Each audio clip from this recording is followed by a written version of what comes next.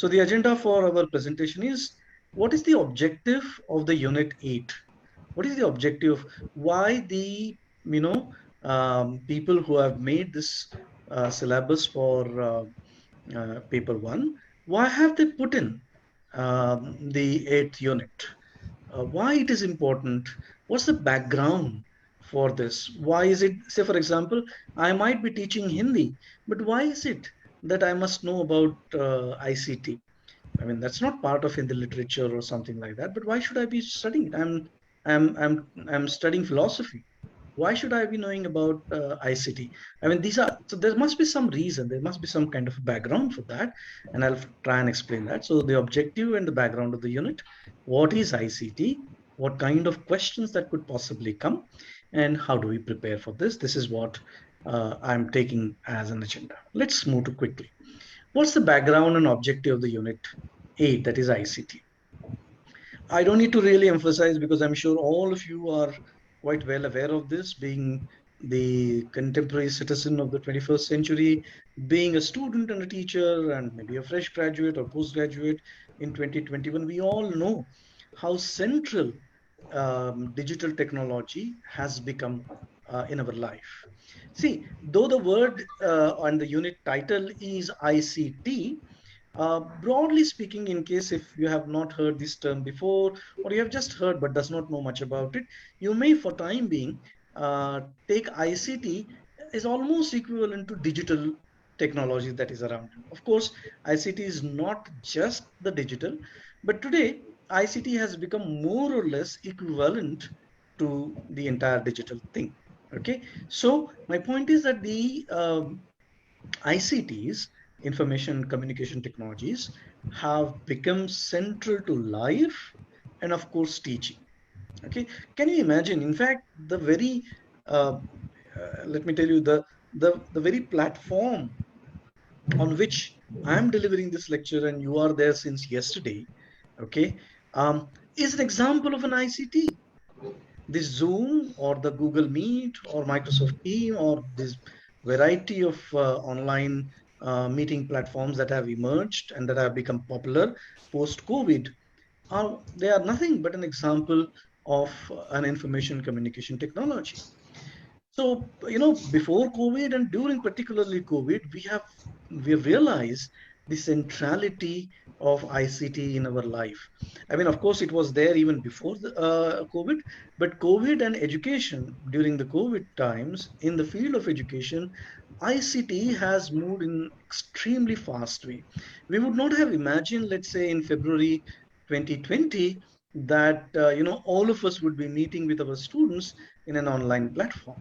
I mean, of course, there were some people who were conducting online lectures and so on, but they were far and few. But sudden onset of COVID and corona conditions have really left us with no choice but to, to actually adopt ICT in multiple ways. Okay, so life and teaching is getting centered around ICT. That's the reason why we should, as a teacher, be also knowing about it.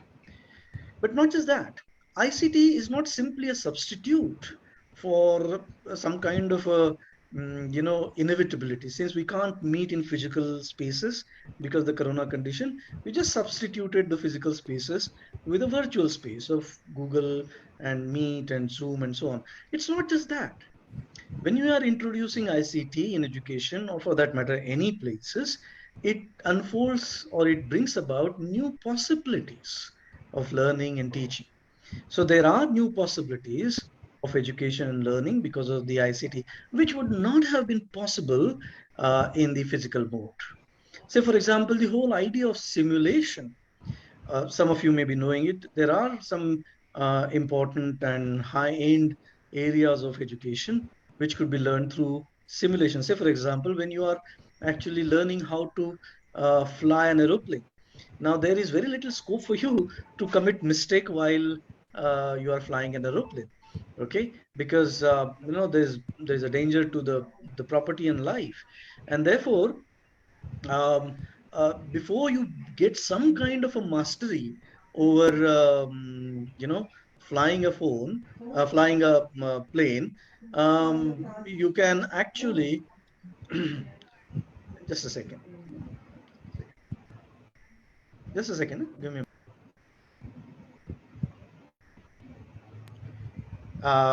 You can actually, before you fly a plane, you can master the basic aspect.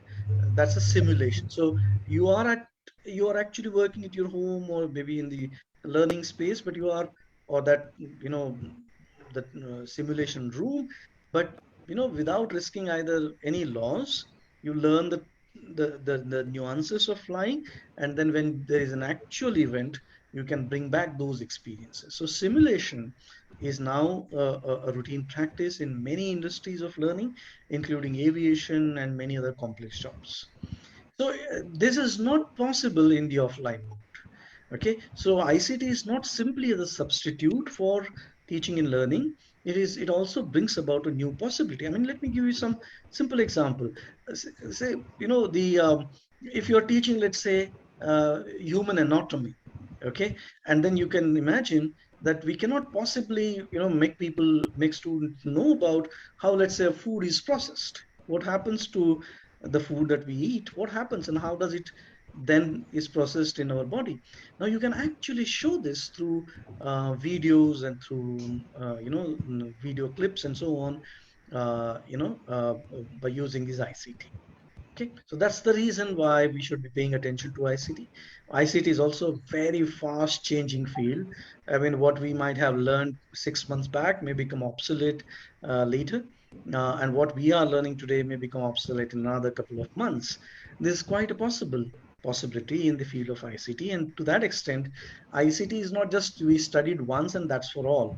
We need to keep improving, learning, and changing as per the changes in the technology and the environment, and therefore it's a fast changing field, and therefore as a teacher we must be aware of these changes as well.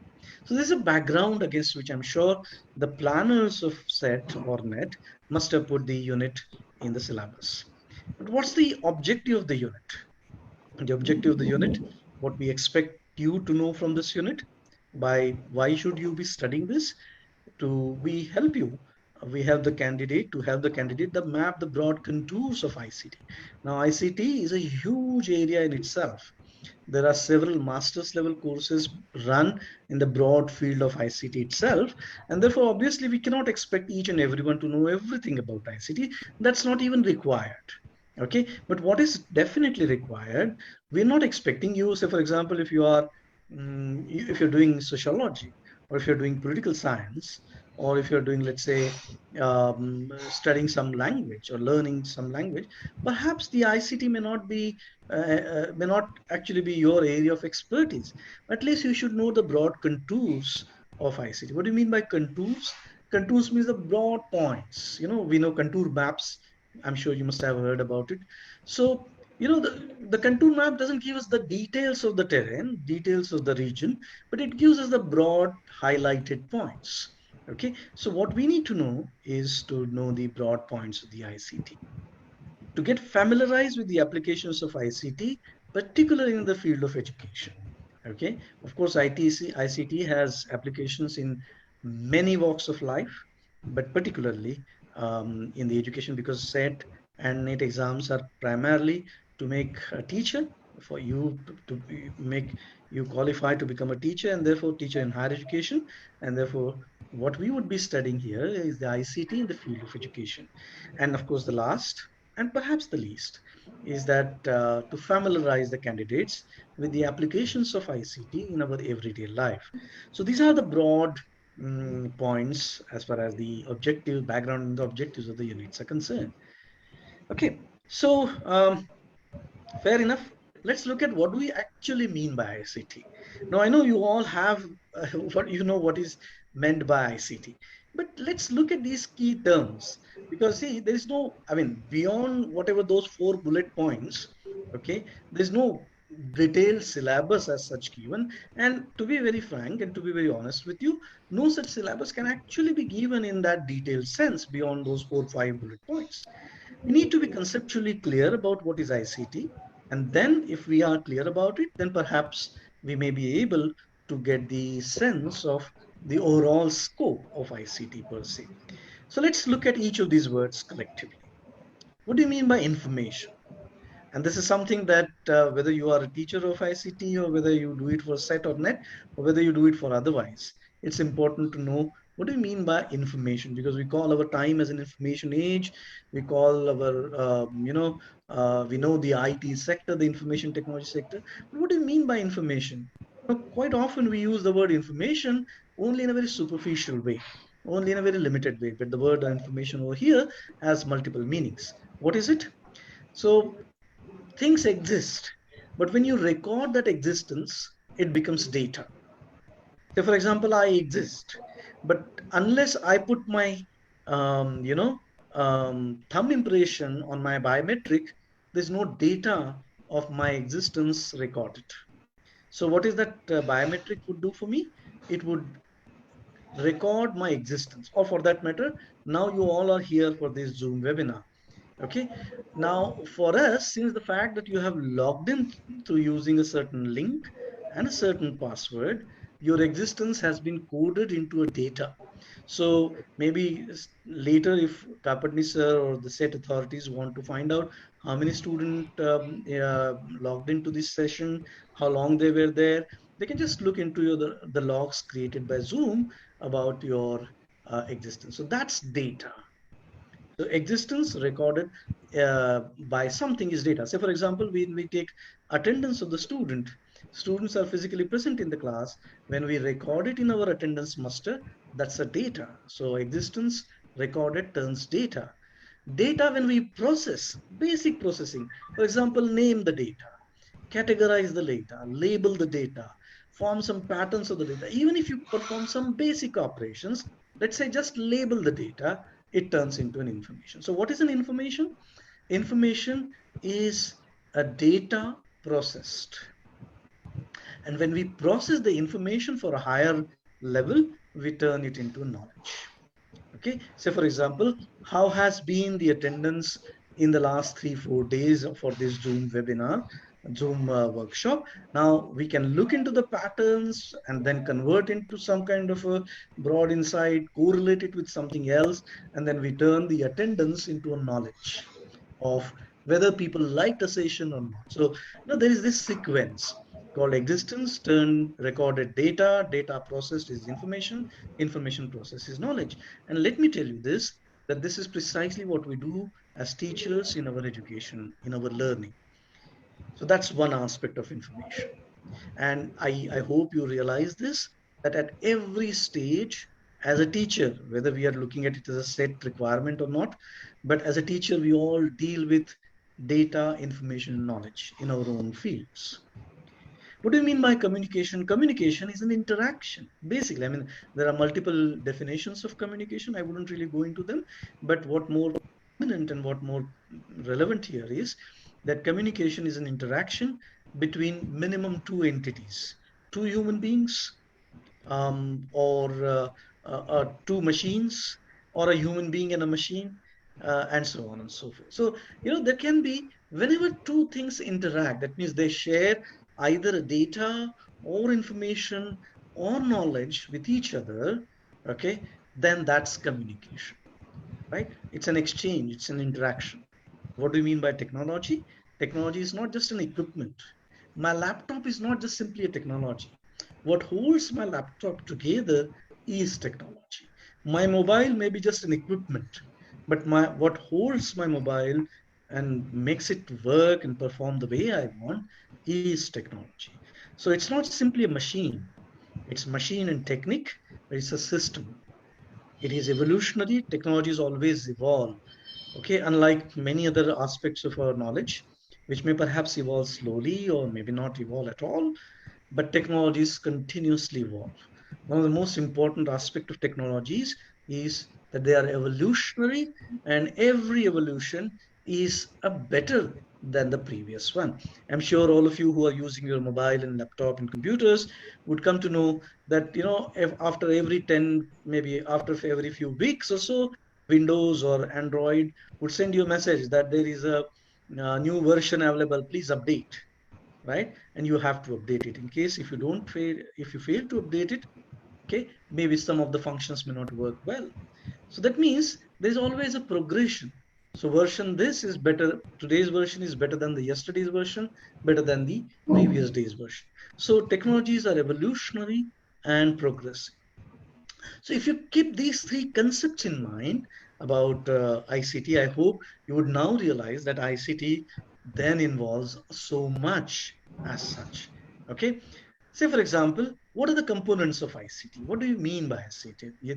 I mean, this is all right to say that it is information and information means this and communication, but what finally it practically boils down to? And I'll tell you, within ICT, there are three types of technologies. It's not just one technology. It is not information communication technology, but it is information communication technologies. What are those? There's one called as production technology. In any ICT, there's something called as production technology. That means it helps to create data. Say, for example, the simplest production technology is your keyboard. Those of you who have, you know, who have joined through your laptop or desktop or mobile, I'm sure you must have keyed in some strokes, okay, some number or alphabets in order to log into this. In that way, you're using key to input data. You're using camera. You know, I'm using this camera. So camera of my laptop is my production technology. So let's look at this. Even television is an ICT. ICT need not be only digital. Television could also be ICT, and I'm sure you all know this. Those of you who may remember the days of 80s and 90s, okay, you used to have that countrywide classroom, programs, which used to show us television programs based on some points in the in the syllabus of higher education. Okay, and that's why we have in some universities centers called EMMRC, Educational Multimedia Research Centers. We have one in our Savitribai Phule Pune University, and there are several such. Now they are not digital per se by definition. Okay, they are mostly into the television, but television used for educational purpose becomes kind of an ICT. Okay, so one part of the ICT is production. So all things which are related to input, let's say camera or microphone or keyboards and so on and so forth, whichever is used, any technology which is used for generation of data and information becomes production technology. Let's take the example of television. In case of television, the production technologies, camera, the studio, the recording system, the the storage system, the editing system, and so on. That's all what we call it as production technology. So production technologies would involve, as I said, the camera, editing, studio, and so on for television. For example, in your mobile, the camera and the keypad and the audio recorder, if you are sending some messages, they become production technology, right? But then comes the distribution technology, and this is where internet is a phenomenal technology as such. So what is the distribution technology? Distribution technology takes the data produced at the production level by the camera, by the keystrokes, by the audio recording, by the edited program, and it distributes it in two modes. There are two modes of distribution.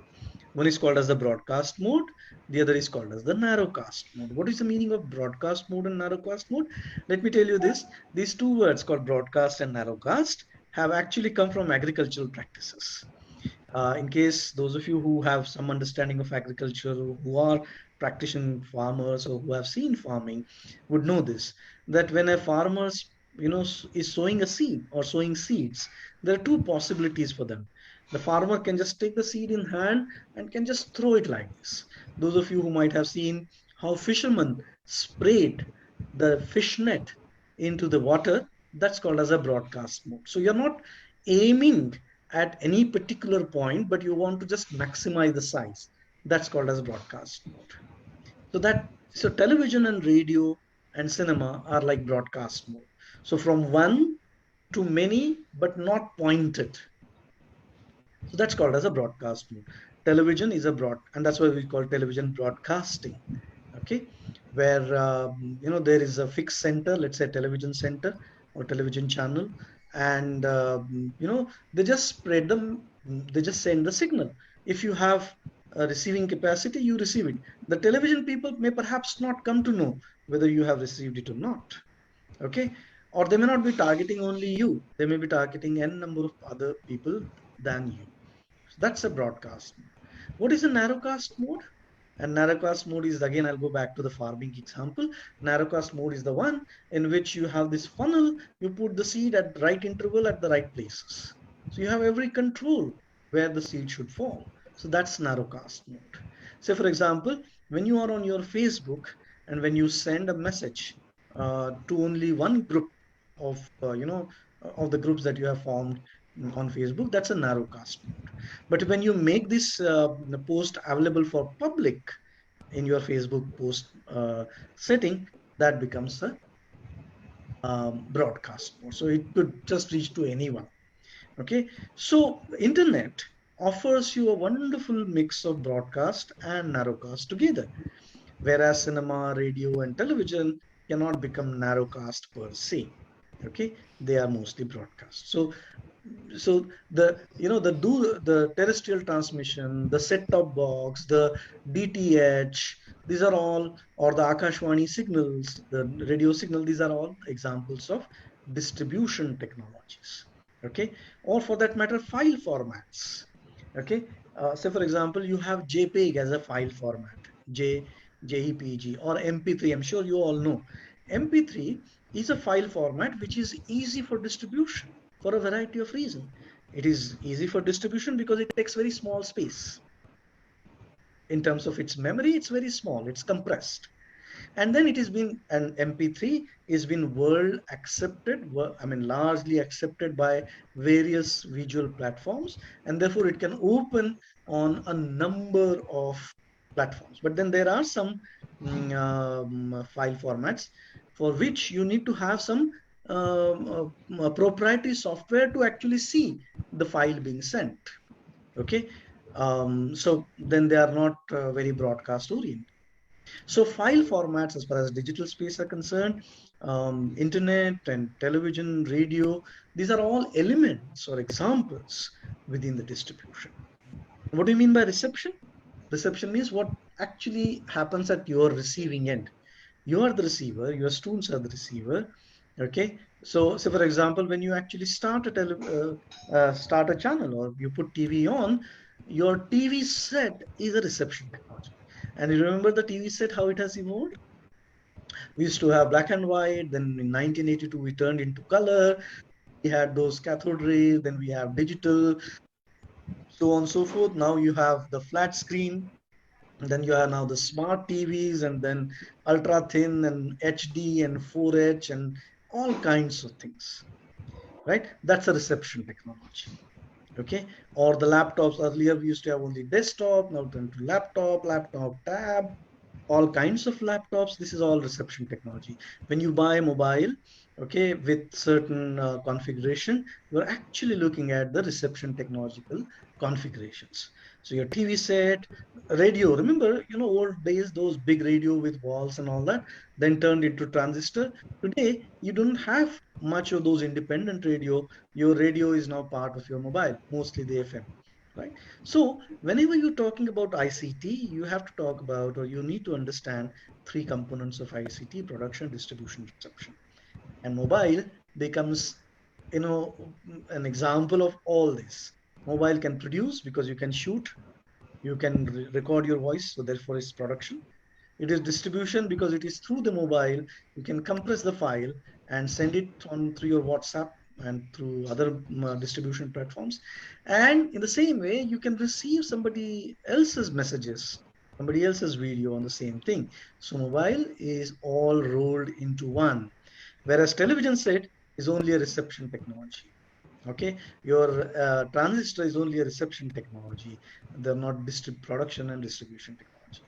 What we are quickly moving into, as far as the ICT is concerned, we're now having increasing access to technology and the equipments which can perform all these three works. Why I have explained all this? Because this would now tell you the overall scope of this unit. Even if you have to just understand ICT as a concept, this is what it would be. Let me come to now more practical questions, more immediate questions of that may be there in your mind. And I think this would give you a fair idea of what you could all be studying. So what are the types of questions? Uh, Broadly speaking, if you looked at the previous papers previous paper one of SET, or for that matter NET, and if you looked at for the unit 8, you would see usually you would have these kinds of questions. Broadly speaking, I'm not saying I'm giving you the exhaustive categories of questions, but this is fairly a very large categories of questions can be located somewhere. So abbreviations and meanings. And as I'm sure you know, that in technology, there are lots of broad terms, terminologies, concepts with lengthy words. And technology being fast, they also would like it to be said in a quick way. And therefore, usually in technologies, there are lots of abbreviations. And in the MCQ platform, MCQ format of questions, abbreviation are perhaps the simplest, most easy to set the question, most easy type for setting the questions. So my observation has been that we, the paper setters or the paper setters elsewhere, are quick to, set questions which are related to abbreviations. So what do we do? We ask, abbreviations. So what does www stand for? In case of internet, what does www stand for? This is anybody's guess. We all know this, World Wide Web. But then there are several abbreviations that are used in, in ICT. Say, for example, simple SIM card. This SRM, SIM is an abbreviation. HTTP is an abbreviation, Hypertext Transfer Protocol. TCP/IP is an abbreviation. MPEG is an abbreviation. PDF is an abbreviation. Okay, so these are lots of abbreviation. I would suggest, there are, just list down those abbreviations that are there in your normal day-to-day experiences of the digital technology, and I think you can easily generate some 30-40 abbreviations. Just sit one day while you are preparing for this, sit one day, just look at the kind of word that you often use, and you'll come up with this, and then go to the internet and find out what are the full forms of this. So first question, generally the abbreviations and meanings. So when I say meaning, you'll have to then talk about, say, for example, I've given you SIM card. Now, you should know what is the basic function of SIM card. Or when I say RAM, okay, which is random access memory. So RAM is both an, an abbreviation, but there's also concept associated with RAM. So if I ask you a question that out of the following four, which is the function of RAM? Okay, then you should know the concept of RAM, that RAM is that space or that memory available in most digital devices, surely in mobile and computers, which is used for storing temporary data and for performing the immediate processual operations as such. And and if you compare it with the disk space, let's say HDD or SDD, you know that that's a space where the data is actually stored. Processes perhaps do not occur there. So that means RAM is both a concept for which you need to understand the meaning, and also an abbreviation for which you need to know the full form. So there are lots of such questions which are targeted at abbreviations and meanings. Then there are also questions of chronology, because technologies have evolved over last several hundred years, perhaps several thousand years. Okay, you would be surprised to know. Let me make this statement for you, which many of you would not like to believe, but printing technology is actually an ICT technology. Okay, now that printing was invented, the mechanical printing press was invented by Gutenberg way back in 1450, right? But it still is a communication technology. So there are communication technologies, and often questions are asked on chronology. What do you mean by chronology? Chronology means time sequencing of technologies, companies, events, and so on. So, because it gives a historic orientation. Usually I hope so. Usually people will not ask you like which technology was invented in which year. And I personally hate such questions. Okay, because remembering something was invented in 1948 is only a matter of memory, human memory, than any knowledge per se. Okay, and therefore I wouldn't generally ask such questions, or in whatever papers wherever I sit at my department or elsewhere. But you should have, I mean, we may not be knowing the exact years, that's all right. But we should know which technology emerged first, and the second, and the third, and the fourth, because that gives us a historical sense, a sense of chronology. Okay, so chronological questions are often asked. Say, for example, cinema was the first to emerge as a basic medium. Then radio, cinema as a technology was there way back in 1890s. That means the last decade of the 19th century. Then radio in the 1910s, the first decade of the 20th century. Then television in the fourth decade, and then of course internet in the. I mean, internet has a very checkered history, long history, but broadly speaking, the 80s and the 90s, you have the first glimpses of internet, so to say. So in this way, you could actually have lots of questions on chronology as well. And the chronology need not be only about technology, but the chronology could be about the events, important events in the history of technology. There could be companies, when did they evolve, and so on. I mean, just simply look at it. If you look at the social media platforms, Orkut was the first, and then the Facebook, and then Tinder, and so on and so forth. So you could have a chronology of them as well. So there could be questions on chronology. Then, of course, there are people.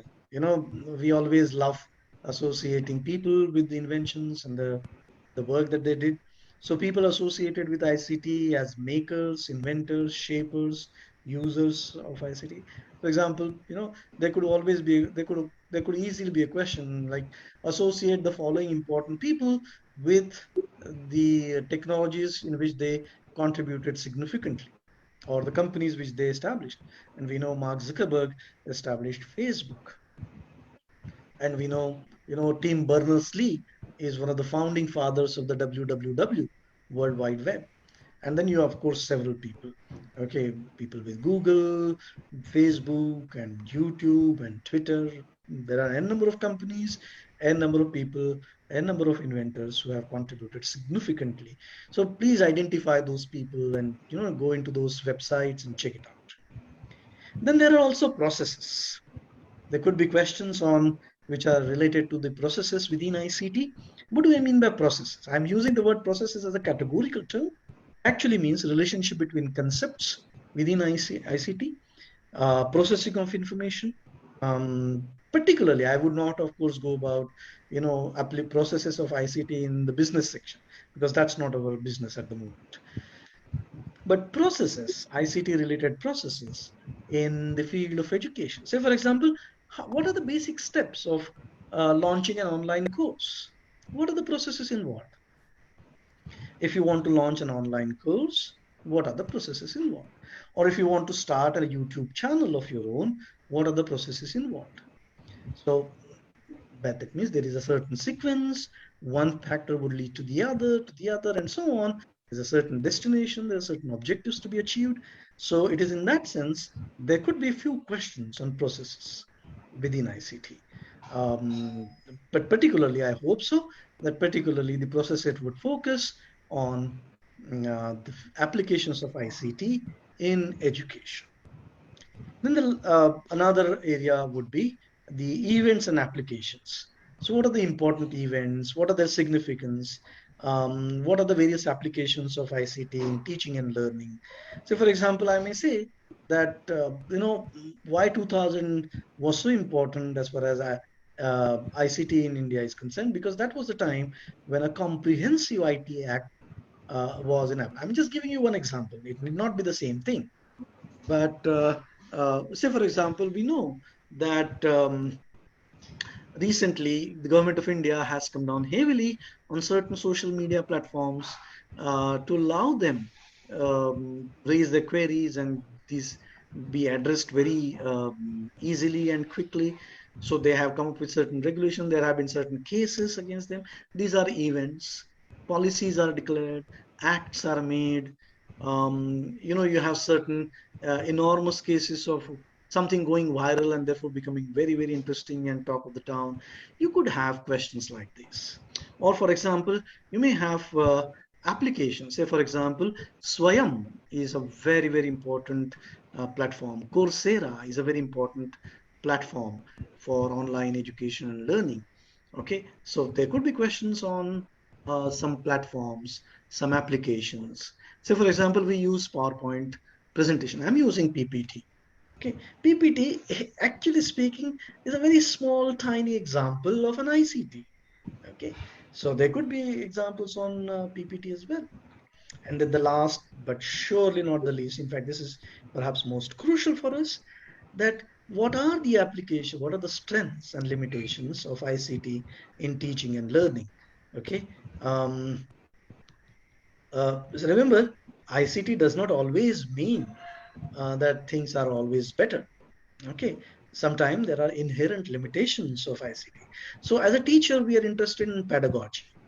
uh, uh, Education is about pedagogy, right? And what do you mean by pedagogy? Pedagogy is the science of learning and teaching, or rather, teaching and learning. That's the knowledge about teaching and learning. It's not the subject knowledge, but how the teaching should happen. What are the principles of learning? How different people at different ages learn. What are their priorities? What are their mental and cognitive tools for learning? What should be communication? What should be your approach toward teaching? Issues like this put together are called as pedagogical issues. Okay, शिक्षण शास्त्र ज्याला म्हणूया एक अर्थाने. So pedagogical aspect. So with every communication technology, it has certain strengths and certain weaknesses about this education. Say, for example, here in our normal offline mode, when I am teaching, I get quick feedback, okay, from my student because they are sitting in front of me.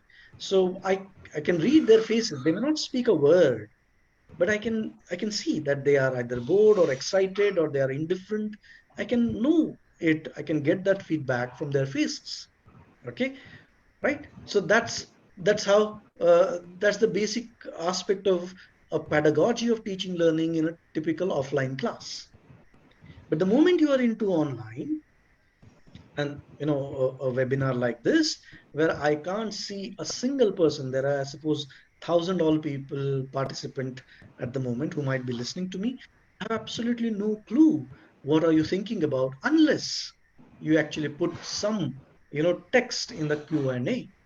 Right now, this is a limitations, and therefore I may simply go on doing blah blah blah blah in front of you without knowing whether you are actually understanding it or not. Okay, but that perhaps would not have come about in the offline mode. But then the great aspect of such seminar or such online mode is that even if there is a curfew out there, even if there are corona restrictions, the I can at least reach out to you, right? I may not be able to see you, but at least the process of teaching learning may not come to a grinding halt. It may not stop. It may still continue. And that's what we've been doing for the last almost a year and a half, right? So there are advantages that you can reach out to hundreds and thousands of people without any hurdles of space and time. That's great advantage. But one great disadvantage is that as a teacher and as a student, you have very limited, scope for interaction. So that's a pedagogical limitations. So please prepare whenever you're talking about ICT in education and when you are preparing for set examination, not just study which are the ICT technologies, okay, right from preparing a PowerPoint presentation, okay, right from preparing PowerPoint presentation to preparing an online course. Now, there's two examples, two extremes. The smallest, the simplest that we can do as far as ICT in education is concerned, prepare a PowerPoint. Simplest what we can do. And the complex that we can do with ICT in education is to launch an online course. Both of these extremes have their own advantages and disadvantages. So try and learn what are the advantages, pedagogical advantages. I'm sure there is one unit in the section 1 which is related to education, where I'm sure you would be learning there are some points of pedagogy. So apply those pedagogical learnings in the earlier previous unit to ICT. Each medium has its own ups and downs, goods and bads, do's and don'ts. Try and relate the pedagogical units with ICT, and you'll be able to have better understanding of this. So broadly speaking, the questions that may be there on this unit 8 may be related to some of them. Okay, there could be few different types of questions, but my experience suggests me that questions would be broadly belonging to these 6 categories. How to prepare? I'll come to my last point before I open it for question and answer. How to prepare? And I don't need to actually go into any other slide. How to prepare? The picture in the slide itself gives an answer. If you want to prepare for ICT, use ICT. As simple. Use your mobile, use your laptop, search, go to blogs, watch YouTube videos, and that's how you'll get the best material for ICT. In fact, I have given you an example. I told you that sit for a day or sit for maybe 1 hour or so and list down all the abbreviations, okay, that are there in your normal day-to-day life which are related to ICT. Okay, so you may do that, right? And then you may go to internet and just find out the full forms of it. That's one way of it. But I'll tell you an easy way. Easy way is just go to Google and give a search. Commonly used abbreviation in digital technology or commonly used abbreviation in ICT. Just give a search. I'm sure there would be a site or two, minimum, which will have something like 50, 100 different abbreviations and their full forms. So how do we prepare? If we know what kind of questions are coming, just take up those questions and just do a Google search. Just go and read the very different blogs. Watch YouTube videos. Say, for example, you want to understand processes. Say, for example, you want to know how to launch an online course. Just go to YouTube, and I'm sure there would be people who might be telling you something or the other. These days, so much learning is taking place through the um, through YouTube and other kinds of platforms. So how do you prepare? My simple answer is, of course, you have the syllabus here. I've tried to give you a couple of points also there through the basic conceptual explanation. The best way to prepare is just use ICT to know what is ICT. Okay, so this is what I would suggest that I can talk about, right? I'll just see if you have any questions. I'll stop here for today. I deliberately, didn't prepare a big presentation because I would love to take up question and answers, which I think could be more useful. And that's also, let me take this opportunity to just suggest you, because many of us would be making PPT. Remember, um, PPT is not just reading it out. PPTs are there to help you. Uh, it's not there, it's not as a teacher but and as a student, but it is not a substitute for what you want to speak. In a teaching and learning environment, as a teacher, you should speak what you want to. Don't just read out what's there on PPT. But what I have often seen um, in many places, that people put so much text on PPT, and then they just read. If it is only to be read for the student, then why you as a teacher are there? I mean, just share the PPT with student, and student who just read it out for themselves. So there has to be a difference between a teacher and a PPT. So PPT, and that's why you see this. I've just put a couple of points here. Just a couple of. Don't jam your PPTs with text as such. Let PPT catch the attention and help you to navigate through your navigate through your points. They're not substitute for you. Otherwise, what happens is, PPT takes place of a teacher becomes redundant. Don't let that happen. Otherwise, I've seen many PowerPoint presentation where just teachers read it out, and therefore it actually turns out that there is neither power nor point in your PowerPoint. Okay, so don't let that happen. So whenever you're using ICT in education, use it wisely, use it for the right purpose. And for that, you need to understand the strengths and limitations of ICTs and their place in teaching and learning. So here I stop.